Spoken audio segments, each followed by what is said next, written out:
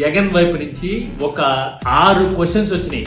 ఒక 6 క్వశ్చన్స్ అవేంటంటే, ఒకటి లిక్కర్ మాఫియా పేరుతో రోజు టీడీపీ మీడియాలో రకరకాల వార్తా కథనాలు చూస్తూ ఉంటాం. అయితే జగన్ అంటున్నది ఏంటంటే, లిక్కర్ మాఫియా రాష్ట్ర వ్యాప్తంగా కంటికి కనిపిస్తా ఉన్నట్టుగా నడిపిస్తా ఉన్నారు. ప్రతి గ్రామంలోనూ బెల్ట్ షాపులు కనిపిస్తా ఉన్నాయి. అవన్నీ ఇల్లీగల్ బెల్ట్ షాపులు. ఎక్కడైనా కూడా ఆ బెల్ట్ షాపులలో ఎంఆర్పి కన్నా ఎక్కువ రేటుకి అమ్ముతున్నారు. చూసారుగా. ఇక రెండోది ఇసుకకి సంబంధించి రాష్ట్రానికి సంబంధించిన ఆదాయం ఎక్కడెక్కడ పడిపోతా ఉంది అంటే, ఉచితం పేరిట ఇసుకను దోచేస్తున్నారు. మా హయాంలో సంవత్సరానికి 750 కోట్లు రాష్ట్ర ఖజానాకు ఆదాయం వచ్చింది. ఈ రోజు రాష్ట్ర ఖజానాకు 0 రూపాయి రావడంలో ఆదాయం రేటు మాత్రం మా హయాం కన్నా డబుల్ రేట్ కమ్ముతుంది. ఇక నెక్స్ట్ అమరావతి పేరుతో భారీ స్థాయిలో ప్రచారం అయితే చేస్తూ ఉన్నారు.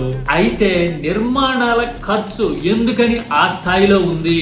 అమరావతి పేరు మీద నిర్మాణాలు స్క్వేర్ ఫుట్ 10,000,